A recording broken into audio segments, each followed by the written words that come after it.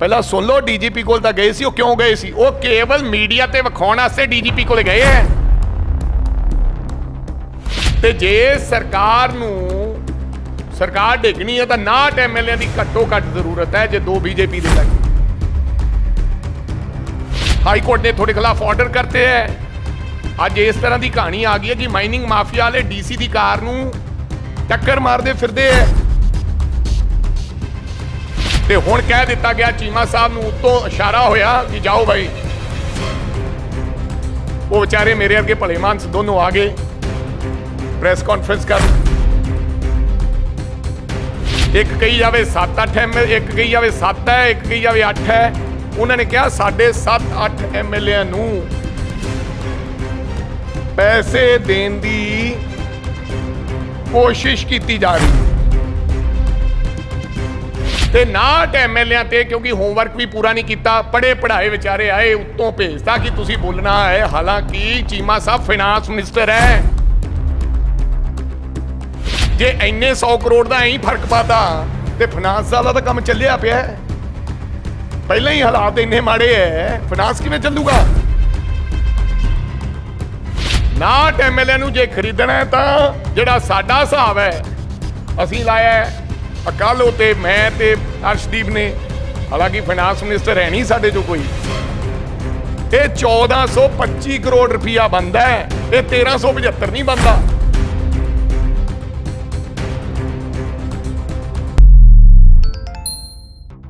पंजाब कांग्रेस के प्रधान अमरिंदर सिंह राजा वड़िंग ने चंडीगढ़ विखे एक प्रेस कॉन्फ्रेंस की थी, जिस दे विच उन्होंने भाजपा के ऑपरेशन लोटस नूं लैके एक बयान जारी किया है। राजा वड़िंग का कहना है कि पंजाब सरकार अपने मुद्दों तो भटक रही है।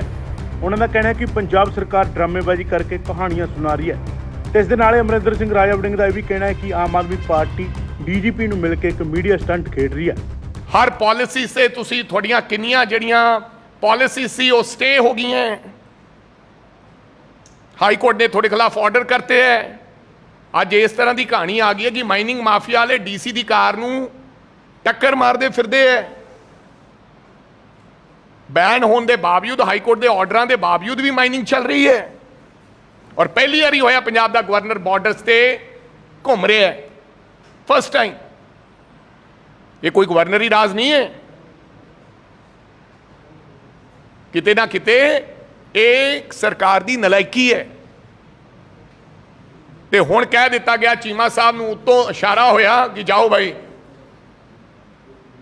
वो बेचारे मेरे अगे भले मानस दोनों आ गए प्रेस कॉन्फ्रेंस कर। एक कही जावे 7-8 MLA, एक कही जावे 7 है, एक कही जावे 8 है। उन्होंने कहा 7.5-8 MLA नूं पैसे देने की कोशिश की जा रही है ते 25 करोड़ रुपए के हिसाब नाल पैसा देने की उन्होंने गल कही। बेचारी पंजाब की जनता भोली भाली सोच रही है कि यार कमाल है।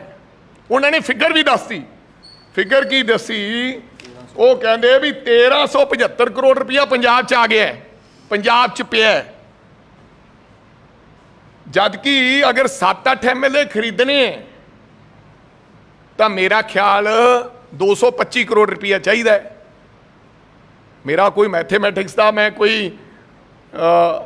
स्टूडेंट तो नहीं है, पर मैनू लगता जोड़ इन्ना कौंदा होगा 7-8 MLA से।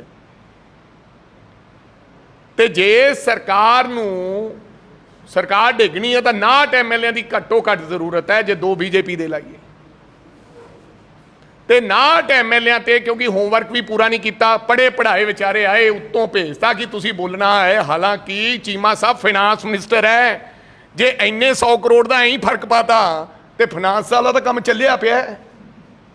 पहले ही हालात इन्ने माड़े है, फाइनांस किवें चलूगा? 59 MLA नूं जे खरीदना है तो जिहड़ा साडा हिसाब है असीं लाया है अकाल ते मैं ते अर्शदीप ने। हालांकि फाइनांस मिनिस्टर है नहीं साडे चो कोई। ये 1425 करोड़ रुपया बनता है, ये 1375 नहीं बनता। वो अगर हाँ डिस्काउंट दिता हो सकता है, हाँ ये हो सकता भी कुछ MLA नूं डिस्काउंट हो। सो पैकेज थोड़ी गल मान लेने, पर हिसाब भी पूरा नहीं आया यार। ये इत्थों साबित हुंदा है, सिद्ध हुंदा है कि ये ਸਕ੍ਰਿਪਟ ਲਿਖੀ ਗਈ, ਇਹ ਸਟੋਰੀ ਲਿਖੀ ਗਈ ਤੇ ਸਟੋਰੀ ਦੇ ਰੂਪ ਦੇ ਵਿੱਚ ਇਹਨਾਂ ਕੋਲੇ ਆ ਗਈ। ਉਹ ਵਿਚਾਰਿਆਂ ਨੇ ਮੇਰੇ ਵਰਗਿਆਂ ਨੇ ਜਿਵੇਂ ਆ ਮੈਨੂੰ ਹੁਣ ਲਿਖ ਕੇ ਦਿੱਤੇ ਆ ਪੁਆਇੰਟ, ਹੁਣ ਜੇ ਮੈਂ ਪੁਆਇੰਟ ਵਾਈਜ਼ ਬੋਲੂੰਗਾ ਤਾਂ ਸ਼ਾਇਦ ਮੈਂ ਹਿਸਾਬ ਕਿਤਾਬ ਨਹੀਂ ਕਰ ਸਕਦਾ। ਉਹ ਵਿਚਾਰੇ 7-8 ਕਹਿ ਗਏ, 1375 ਕਰੋੜ ਰੁਪਇਆ ਕਹਿ ਗਏ, ਉਹ ਸਾਰਾ ਉਵੇਂ ਜਿਵੇਂ ਉਹਨਾਂ ਨੇ ਕਿਹਾ ਸੀ ਬੋਲ ਗਏ। ਹਾਲਾਂਕਿ ਭਗਵੰਤ ਮਾਨ ਜੀ ਕਹਿੰਦੇ ਸਾਡੇ 10 ਐਮਐਲਏ ਨੂੰ, ਇਹ ਕਹਿੰਦੇ 7-8 ਐਮਐਲਏ ਨੂੰ। ਕੇਜਰੀਵਾਲ ਸਾਹਿਬ ਹੈ ਜੀ ਹੁਣ 35 ਹੋ ਗਏ, ਕੇਜਰੀਵਾਲ ਸਾਹਿਬ ਕਹਿੰਦੇ 10 ਐਮਐਲਏ ਨੂੰ, ਇਹ ਹੁਣ 35 ਤੇ ਆ ਗਏ ਹੋਣੇ।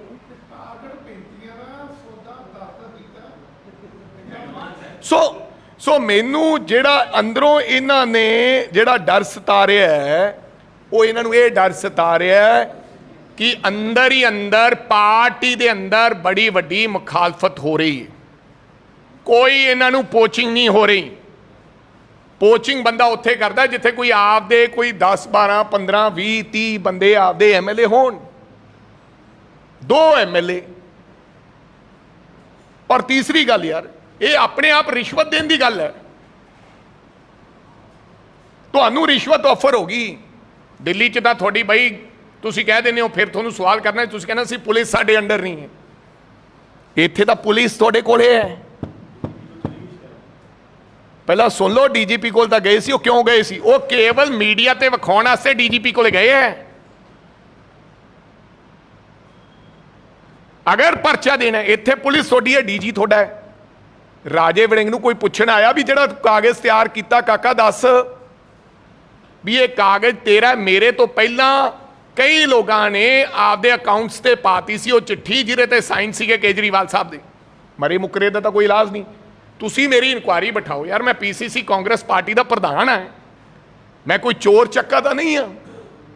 ਤੁਸੀਂ ਮੈਨੂੰ ਸੱਦੋ, ਪੁੱਛੋ ਕਿ ਇਹ ਕਾਗਜ਼ ਕਿੱਥੋਂ ਮਿਲਿਆ, ਮੈਂ ਤੁਹਾਨੂੰ ਉਹ WhatsApp ਦੱਸੂਗਾ ਮੈਨੂੰ ਕਿੱਥੋਂ ਆਇਆ। ਫਿਰ ਤੁਹਾਡੇ ਕੋਲੇ IT ਵਿੰਗ ਹੈਗਾ, ਤੁਸੀਂ ਉਹਨੂੰ ਪੁੱਛੋ। ਤੁਸੀਂ ਕੱਢ ਸਕਦੇ ਹੋ ਵੀ ਪਹਿਲਾਂ ਕਿੱਥੋਂ ਇਹ ਪੋਸਟ ਹੋਇਆ। ਸਭ ਤੋਂ ਪਹਿਲਾਂ ਤੁਸੀਂ ਬਿਨਾਂ ਪੁੱਛੇ ਦੱਸੇ ਸਾਡੇ ਦੇ ਪਰਚਾ ਦੇਤਾ।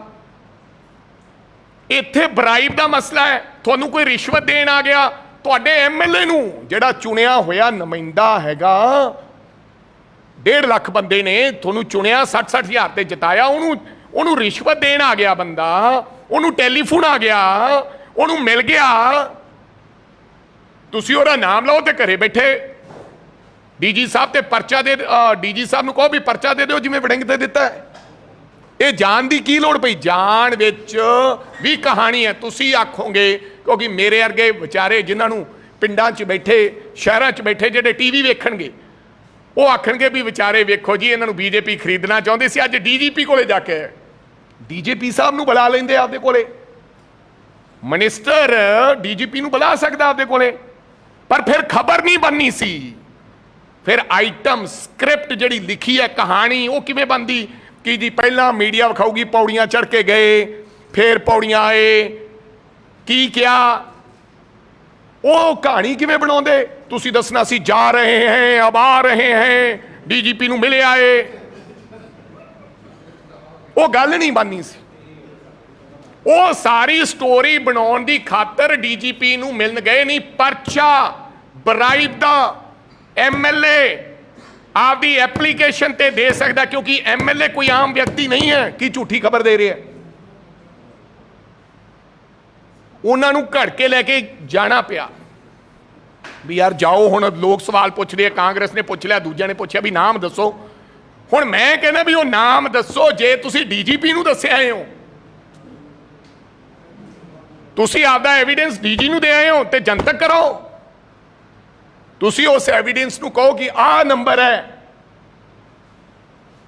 ਫਸ ਗਏ। ਕਈ ਵਾਰੀ ਕਹਾਣੀ ਬਣਾਉਣ ਵਾਲਾ ਆਪ ਹੀ ਫਸ ਜਾਂਦਾ ਹੈ।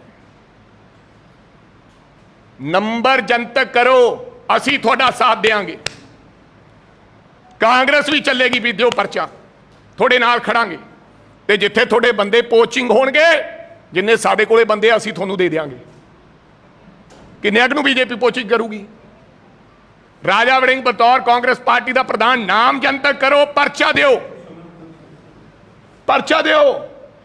ਅਗਰ ਤੁਹਾਨੂੰ ਲੱਗਦਾ ਹੈ ਕਿ ਤੁਹਾਡੇ 35 ਬੰਦੇ ਅਸੀਂ 18 ਜਿੱਤੇ ਹੋਏ, ਨਾਮ ਜਨਤਕ ਕਰੋ, ਪਰਚਾ ਦਿਓ ਤੇ ਉਸ ਬੀਜੇਪੀ ਦੇ ਵਿਅਕਤੀ ਨੂੰ ਜਾਂ ਜਿਹੜੇ ਵੀ ਵਿਅਕਤੀ ਨੇ ਤੁਹਾਨੂੰ ਪੈਸੇ ਦੇਣ ਦੀ ਕੋਸ਼ਿਸ਼ ਕੀਤੀ ਚੱਕ ਕੇ ਲਿਆ ਕੇ ਰਾਤ ਨੂੰ ਜੇਲ੍ਹ ਦੇ ਅੰਦਰ ਦਿਓ। ਤੇ ਜੇ 5-4 ਭੱਜ ਵੀ ਗਏ ਅਸੀਂ ਫ੍ਰੀ ਚ ਦੇਾਂਗੇ, ਤੁਹਾਨੂੰ ਤੁਹਾਡੇ ਨਾਲ ਖੜਾਂਗੇ, ਕਿਉਂਕਿ ਅਸੀਂ ਸੰਵਿਧਾਨ ਦੇ ਬੰਨੇ ਹੋਏ ਹਾਂ ਕਾਂਗਰਸ ਪਾਰਟੀ।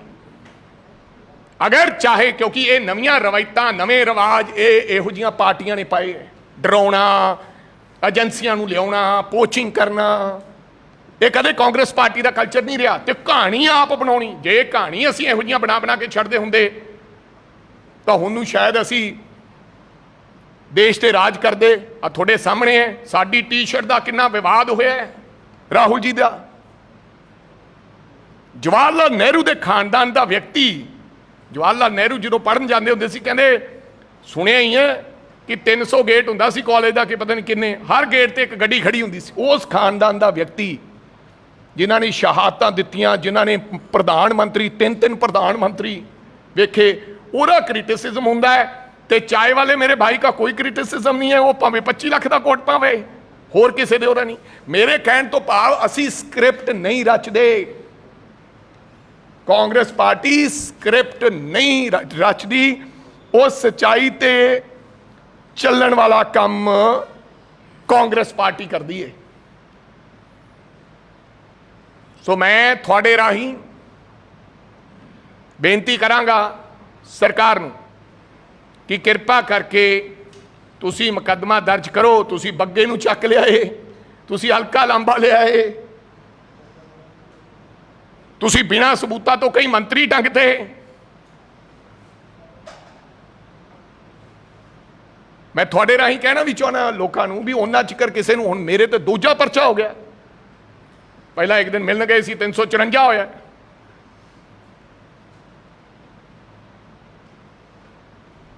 ਸੋ ਇਹ ਨੰਬਰ ਜਨਤਕ ਕਰਨ, ਅਸੀਂ ਇਹ ਲੜਾਈ, ਇਹ ਐਵੀਡੈਂਸ ਪੇਸ਼ ਕਰਨ, ਨਹੀਂ ਅਸੀਂ ਇਹ ਲੜਾਈ ਇਹਨਾਂ ਤੋਂ ਮੰਗ ਕਰਾਂਗੇ। ਹੁਣ ਇਹ ਹੋ ਸਕਦਾ ਆਉਣ ਵਾਲੇ ਦਿਨਾਂ 'ਚ ਵਿਧਾਨ ਸਭਾ ਸੈਸ਼ਨ ਬੁਲਾ ਲੈਣ ਇਸ ਮੁੱਦੇ ਤੇ, ਇਸ ਤੋਂ ਬਾਅਦ ਇਸ ਪਾਸੇ ਕੰਮ ਚੱਲ ਪੂਗਾ। ਕੋਈ ਹਿਸਾਬ ਨਹੀਂ ਦੇ ਰਿਹਾ, ਦਵਾਈਆਂ ਹੈ ਨਹੀਂ ਹਸਪਤਾਲਾਂ ਦੇ ਵਿੱਚ, ਕਿੰਨੇ ਐਮਐਲਏ ਦੀਆਂ ਵੀਡੀਓਜ਼ ਆ ਗਈਆਂ, ਕਿੰਨੇ ਮਾਜਰੇ ਆ ਗਏ, ਕਿੰਨੀਆਂ ਵੀਡੀਓਜ਼ ਆ ਗਈਆਂ, ਕਿੰਨੀਆਂ ਵੀਡੀਓਜ਼ ਵਾਇਰਲ ਹੋ ਗਈਆਂ। ਕੋਈ ਗੱਲ ਨਹੀਂ ਹੈ। ਹੁਣ ਇੱਧਰ ਨੂੰ ਧਿਆਨ ਕਰ ਦਿਓ ਵੀ ਪੋਚਿੰਗ ਵਾਲੇ ਪਾਸੇ ਚੱਲੋ, ਦੂਜਾ ਮੁੱਦਾ ਛੱਡ ਦਿਆਂਗੇ। ਸੋ ਮੇਰੀ ਬੇਨਤੀ ਹੈ ਸਰਕਾਰ ਨੂੰ, ਮੁੱਦੇ ਤੋਂ ਧਿਆਨ ਨਾ ਭਟਕਾਓ। ਇੱਥੇ 1000 ਰੁਪਇਆ ਦਿੱਤਾ ਨਹੀਂ, ਜਾ ਕੇ ਅਦਰ ਸਟੇਟ ਦੇ ਵਿੱਚ ਕਹਿਤਾ ਕਿ ਅਸੀਂ 1000 ਰੁਪਇਆ ਦੇਤਾ ਹੈ। ਸੋ ਇਸ ਕਰਕੇ ਅੱਜ ਦੀ ਜਿਹੜੀ ਪ੍ਰੈਸ ਕਾਨਫਰੰਸ ਅਸੀਂ ਇਹ ਬੁਲਾਈ ਹੈ, ਤਾਂ ਜੋ ਜਿਹੜਾ ਇਹ ਝੂਠਾਂ ਦਾ ਪਲੰਦਾ ਹੈ, ਇਹ ਲੋਟਸ ਆਪਰੇਸ਼ਨ ਹੈ, ਇਹ ਕੋਈ ਲੋਟਸ ਆਪਰੇਸ਼ਨ ਨਹੀਂ, ਇਹ ਆਮ ਆਦਮੀ ਪਾਰਟੀ ਦਾ ਹੀ ਆਪਰੇਸ਼ਨ ਹੈ। ਇਹ ਆਪ ਦੀ ਘਟੀ ਗੱਲ ਹੈ ਆਪਸ ਵਿੱਚ।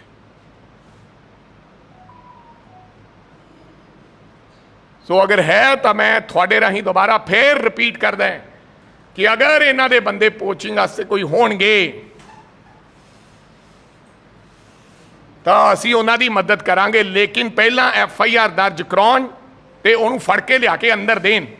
ਇਹ ਜ਼ਿਆਦਾ ਵੱਡਾ ਕ੍ਰਾਈਮ ਹੈ ਜੋ ਬੱਗੇ ਨੇ ਕੀਤਾ, ਜਾਂ ਰਾਜੇ ਵੜਿੰਗ ਨੇ ਕੀਤਾ, ਜਾਂ ਹਲਕਾ ਲਾਂਬਾ ਨੇ ਕੀਤਾ। ਤੁਸੀਂ ਸੰਵਿਧਾਨਿਕ ਪਦ ਤੇ ਤੁਸੀਂ ਕੋਈ ਬਰਾਈਬ ਦੇਣਾ, ਇਹ ਕ੍ਰਾਈਮ ਹੈ, FIR ਹੋਣੀ ਚਾਹੀਦੀ ਹੈ। ਦੂਸਰਾ, ਅਗਰ ਦੁੱਧ ਦਾ ਦੁੱਧ, ਪਾਣੀ ਦਾ ਪਾਣੀ ਕਰਨਾ ਹੈ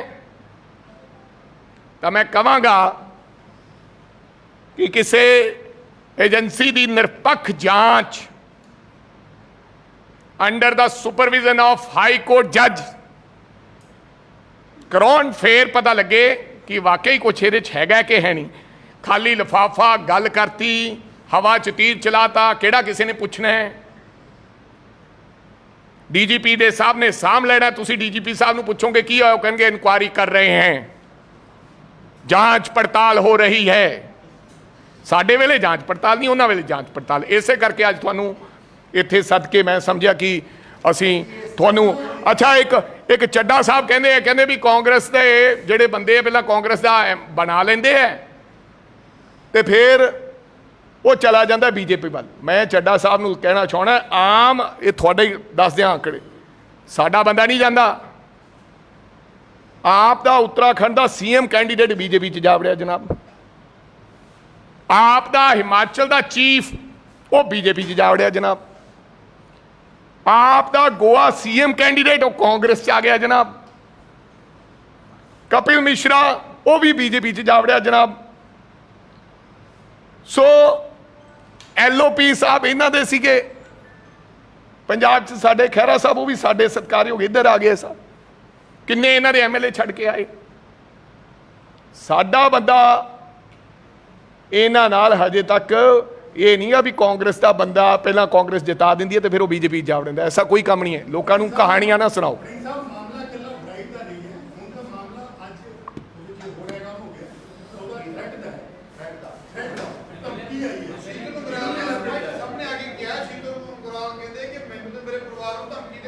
ਧਮਕੀ ਕਿਹਦੇ ਤੋਂ ਆਈ ਹੈ?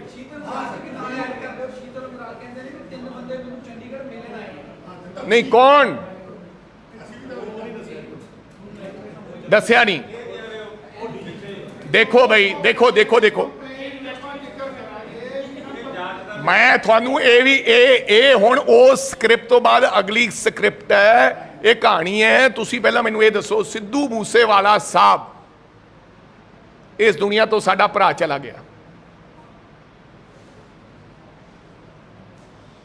ਉਹਨਾਂ ਦੇ ਬਾਪ ਨੂੰ ਧਮਕੀ ਆਈ, ਉਹਨਾਂ ਨੇ ਜੱਗ ਜ਼ਾਹਿਰ ਕੀਤੀ, ਭਾਈ ਮੈਨੂੰ ਧਮਕੀ ਆਈ ਹੈ। ਇੱਕ ਆਮ ਬੰਦੇ ਨੇ ਜਿਨ੍ਹਾਂ ਕੋਲੇ ਸਰਕਾਰ ਦੇ ਵਿੱਚ ਨੇ, ਸੱਤਾ ਸਰਕਾਰ ਨੇ, ਬੰਦੇ ਨੇ, ਉਹ ਦੱਸਣ ਵੀ ਮੈਨੂੰ ਧਮਕੀ ਕਿਹਦੇ ਤੋਂ ਆਈ ਹੈ। ਕਿਉਂ ਯਾਰ ਲੋਕਾਂ ਨੂੰ ਉਲਝਾਉਣੇ ਹੋ ਤੁਸੀਂ? ਇਹ ਬਿਲਕੁਲ ਲੋਕਾਂ ਨੂੰ ਬੇਵਕੂਫ ਬਣਾਇਆ ਜਾ ਰਿਹਾ ਹੈ। ਅਗਰ ਧਮਕੀ ਆਈ ਹੈ ਤਾਂ ਪਲੀਜ਼ ਦੱਸਣ ਕਿਹੜੇ ਨੰਬਰ ਤੋਂ ਆਈ ਹੈ, ਕਿਹਨੇ ਧਮਕੀ ਦਿੱਤੀ ਹੈ ਤੇ ਉਹਨਾਂ ਤੇ ਕਾਰਵਾਈ ਕੀ ਹੋਣੀ। ਤੇ ਜੇ ਵਿਧਾਇਕ ਆਪਦਾ ਧਮਕੀ ਨਹੀਂ ਸੰਭਾਲ ਸਕਦਾ ਤੇ ਫਿਰ ਉਹ 1.5 ਲੱਖ ਜਨਤਾ ਨੂੰ ਕੀ ਸੰਭਾਲੇਗਾ? ਉਹਨੂੰ ਵਿਧਾਇਕ ਰਹਿਣ ਦਾ ਹੀ ਹੱਕ ਨਹੀਂ। ਇਹ तमाम ਸਾਰੇ ਜਿਹੜੇ ਮੁੱਦੇ ਆ ਸਾਹਿਬ, ਪੰਜਾਬ ਦੀ ਜਨਤਾ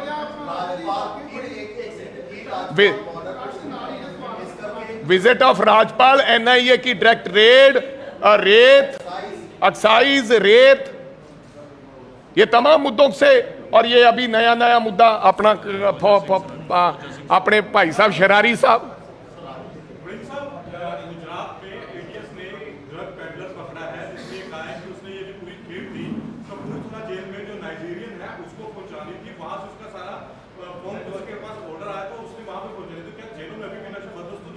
यार मैं आपसे झूठ बोलूं, आपसे मेरे को पता नहीं, मैंने देखा नहीं, लेकिन मैं आप लोगों के माध्यम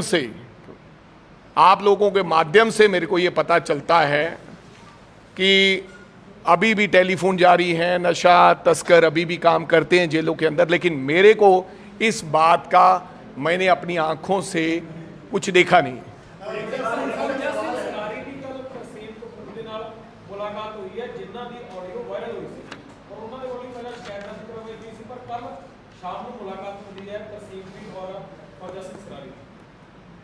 ਹੁਣ ਯਾਰ ਤੁਸੀਂ ਕਿਉਂ ਡਾਈਵਰਟ ਕਰਦੇ ਹੋ ਕੰਮ? ਹੁਣ ਫੌਜਾ ਸਿੰਘ ਸ਼ਰਾਰੀ ਦਾ ਜਿਹੜਾ ਕੰਮ ਹੈ, ਉਹ ਹੁਣ ਮੁਲਾਕਾਤ ਤਾਂ ਭਾਈ ਕਿਸੇ ਨਾਲ ਕੋਈ ਕਰ ਲੇ। ਤੁਹਾਨੂੰ ਪਤਾ ਹੀ ਹੈ ਕਿ ਸਰਕਾਰਾਂ ਜੇ ਚਾਹਣ, ਮੈਂ ਤਾਂ ਗੱਲ ਹੀ ਨਹੀਂ ਕਰ ਰਿਹਾ।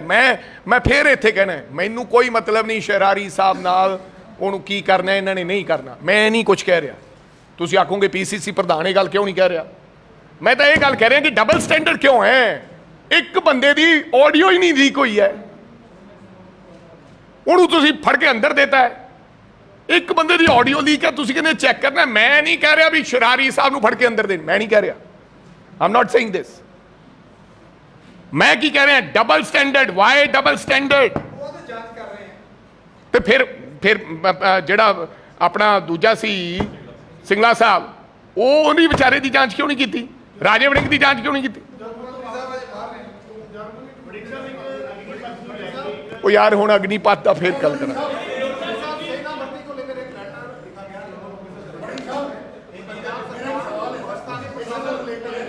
एक सेकंड, मैं इनको फिर आपसे हाँ जी,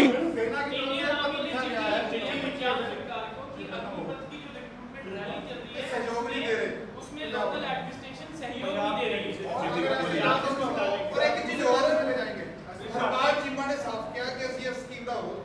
ਪਰ ਹੁਣ ਸਰਕਾਰੀ ਤੌਰ ਤੇ ਉਹਨਾਂ ਨੇ ਕਿਹਾ ਹੈ ਕਿ ਡੀਸੀਆਂ ਨੂੰ ਦੇਖ ਦਿੱਤਾ ਗਿਆ।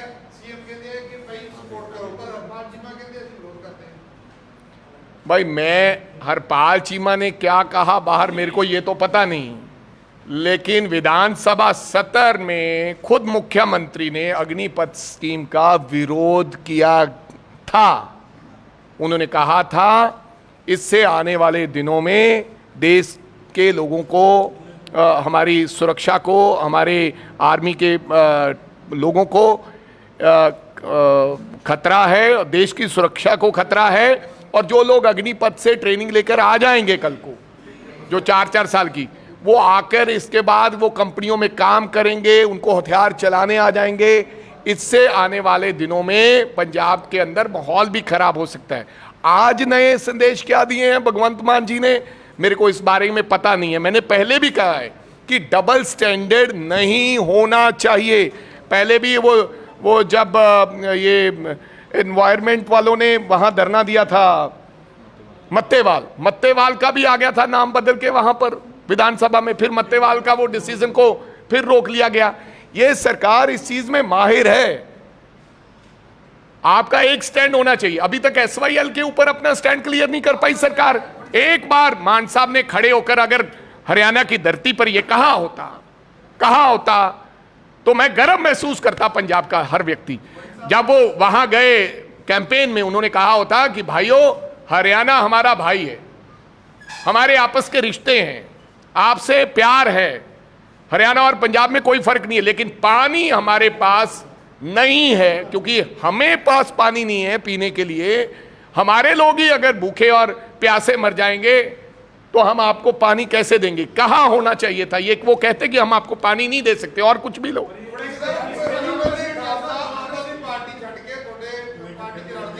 कौन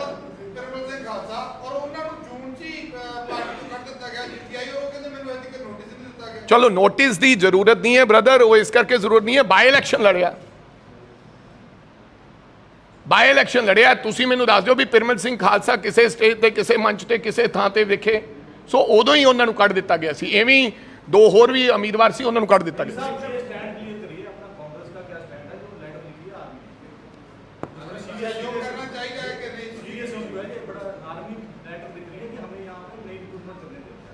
नहीं भाई, हमने ये पंजाब के लोगों ने, हमारे नौजवान साथियों ने अग्निपथ स्कीम का विरोध किया था। मैं कौन होता हूं फैसला लेने वाला, मेरे को लगता नहीं, सरकार रोक रही है। अभी मैंने सुना है कि सरकार ने चिट्ठी भी लिखी है, जो तबिंदर जी ने बताया कि सहयोग मैं कह रहा हूं कि वही कह रहा हूं ना आपको कि सरकार ने पहले विधानसभा में कह दिया कि हम इसके खिलाफ हैं। इसके ऊपर बहस हुई यार, आपने देखा होगा, उन्होंने कहा नहीं होगा। अब वो कह रहे हैं कि हम इसका संयोग करेंगे, इनका संयोग करें। दूसरी बात, मैंने तो आर्मी में जाना नहीं है, लेकिन अग्निपथ स्कीम, मैं किसी चीज का विरोध नहीं, मैं जनता के पक्ष की बात करता हूं, आम लोगों की, नौजवानों की। अगर मेरे पंजाब के नौजवान अग्निपथ स्कीम के खिलाफ है तो मैं भी खिलाफ हूं। अगर वो समर्थन में है तो मैं तो फिर कैसे किसी के समर्थन को मैं कैसे रोक सकता हूं। अगर आप किसी चीज में जाना चाहते हो तो मैं उसको रोक नहीं पाऊंगा। अगर कोई मेरे पंजाब के लोग कहेंगे कि हम इसका विरोध करते हैं, आपको मेरे साथ खड़ा होना पड़ेगा, मैं उसके साथ खड़ा रहूंगा। लेकिन बहुत ही अच्छी स्कीम नहीं है, ऐसा नहीं होना चाहिए। बहुत सी खाली जगहें अभी आर्मी में, बहुत सी 2.5 लाख के करीब पोस्ट खाली हैं। पहले उनको पक्की रिक्रूटमेंट दे देनी चाहिए थी, उसके बाद अग्निपथ स्कीम अगर चलाते तो अच्छा रहता।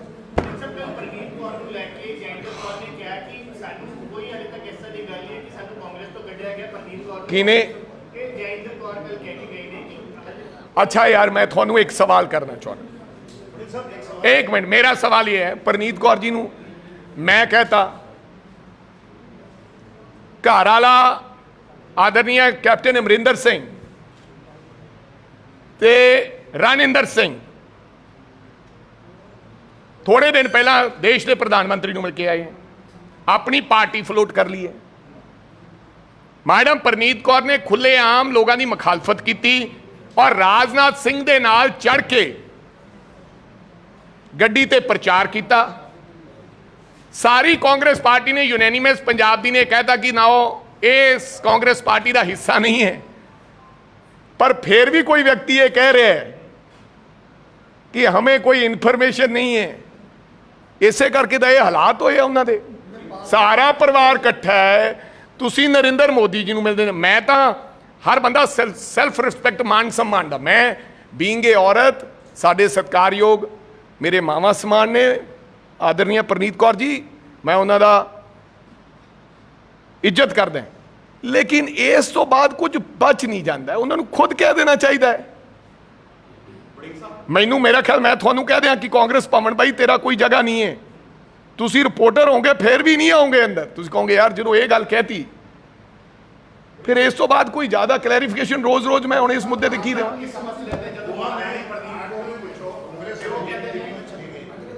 अभी गोवा में क्या हुआ मेरे को नहीं पता, पंजाब की बात कीजिए।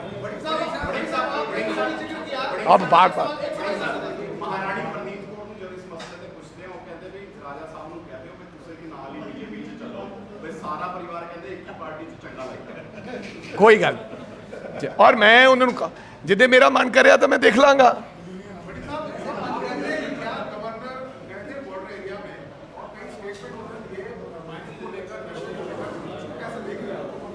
यार मैं तो कह रहा हूं कि ये मेरे ऊपर भी क्वेश्चन मार्क है। मैं भी इस पंजाब का निवासी हूं, सरकार हमारी है, हम चुने हुए नुमाइंदे हैं, एमएलए जीते हुए हैं, ये सरकार का काम है जो गवर्नर कर रहा है। ये नहीं होना चाहिए, वहां पर सरकार के लोगों को जाना चाहिए। और वो ये ऐसी नौबत ही क्यों आए कि वहां गवर्नर को जाना पड़े। हाँ तो मैं अभी हर चीज पे रोक लगेगी, लेकिन एक माजराओं पे कोई रोक नहीं है, वो खुला घूमे।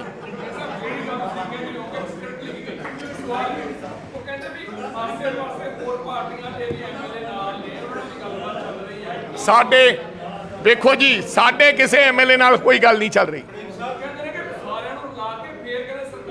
मैं क्या साडे नाल कोई गल नहीं चल रही, वो आपदे संभालन, साडे वालियां दा फिक्र ना कर। मैं तो उन्होंने कहना है कि एवें स्क्रिप्ट ना लिखते फिरो, अगर कोई वाकई सच्ची गल है, क्योंकि कल लोग जुत्तियां मारनगे यार, लोग कहेंगे सानू कहानियां ही सुनाते रहे 5 साल। हाँ मैं तो थोनू कहा भी कोई स्कीम तो शुरू होनी नहीं है। हर चीज़ से वो जी फूड पॉलिसी बनाई सी ਉਹਦੇ ਤੇ भी रोक लाती है। मैं अगली गल दस देना ਤੁਹਾਨੂੰ, हर चीज़ से रोक है। इस करके रिजल्ट कोई दे नहीं पा रहे, रिजल्ट कोई आ नहीं रहा। आप फड़ो फड़ाई ते हो जा काम इधर नू डाइवर्ट किया जा रहा था। अब यार इतने सा